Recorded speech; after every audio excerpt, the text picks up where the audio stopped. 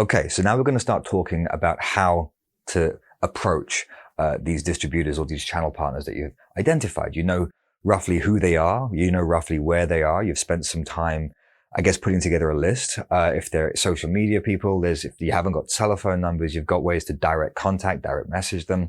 If they're businesses, which you should be looking for, good businesses that are relevant to your business.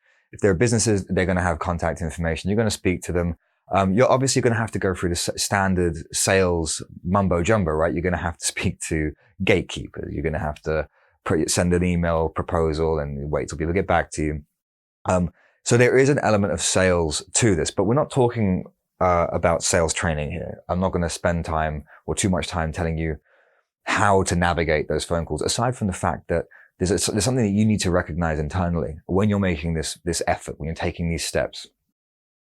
Yet you're not actually, you're not selling anything to them, albeit there is a sales in the process. You're selling yourself, you're selling your business concept. You're not actually selling something to them. What you're offering them is a way that they can make more money doing something with you. So chances are, for the most part, you'll be listened to. They'll hear you out. They may still say they're not interested, because that isn't aligned with what they do, or they don't truly believe in your product. But this is why I'm telling you, you've got to focus on what I think is most important. And of course, that's the making sure I keep doing it. So I'm going to do this on every single slide. I'm just going to keep hammering this home with you, because this is your golden goose. If you can present a good deal to them, like, listen, you're in real estate. I'm working with this great opportunity in New York City. It's structured like this. This is how we get paid. This is how the developer gets paid. This is where we can take on partners. So this is how much you can be making from this. As far as scalability is concerned, this is a 5-year project. There's 500 rooms. We've got another project down the road. Anyone that's involved with this one can jump onto the next project. We're looking for a close-knit group of partners. And as far as distribution plans are concerned, we have X amount of companies already working with us. We want you to be part of that team. Blah, blah, blah.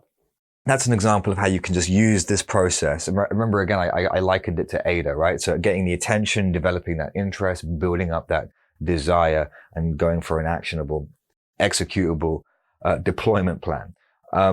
So you are selling your proposal, and the fact is they do want to make money. So they will listen to you at least once. And if they say no, don't consider bombarding them. Maybe you keep them on your email list. Maybe tell them whenever you get a new company involved, so that they get that FOMO feeling, that fear of missing out from selling what you're selling. But look, the fact is, if someone's really not interested in what you're offering, you can't really push them into it. We're not trying to one call close anyone. That's why I don't want to spend too much time here on sales techniques. The fact is, you're not gonna there's no point trying to close them if they didn't really want it, because look, they're not paying you anything until they actually do something, right? So they're going to do a deal for you. You're going to get paid and you'll be paying them. If they're not willing to be involved, there's no way you can get them to sell month in, month out, build their business. They have to believe and love what you are, love what you do. They've got to buy into you and trust in you. So they've got to look at this. They've got to look at everything that you built, the branding, the advertising, the way you've structured it, the way you can show them how they can fit into this grand master plan of yours.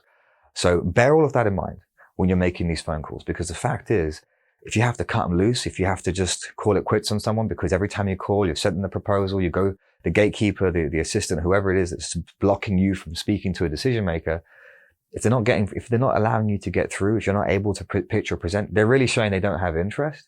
Move on to the next bigger company or other company and just let them know.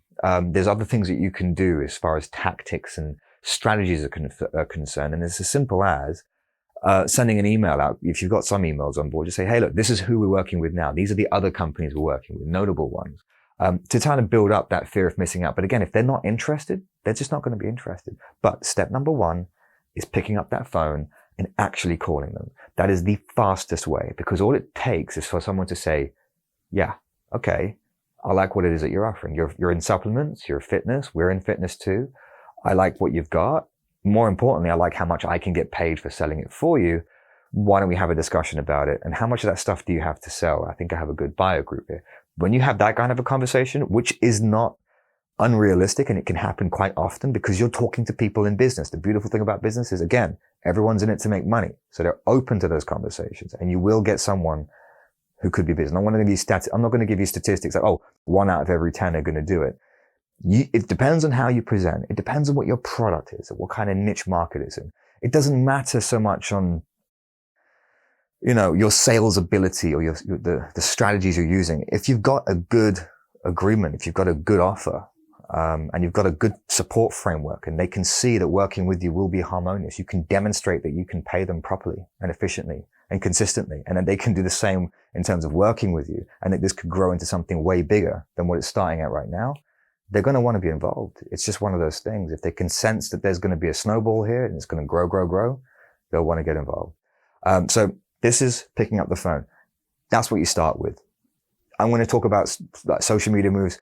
I want to talk to you about ways to use algorithms or search strategies to find individuals that may help you as introducers or that sort of thing. But this is really your bread and butter. Once you've got your business, pick up the phone and call the people that you've identified. You have to do it. Let's move on to the next one. I'll see you there.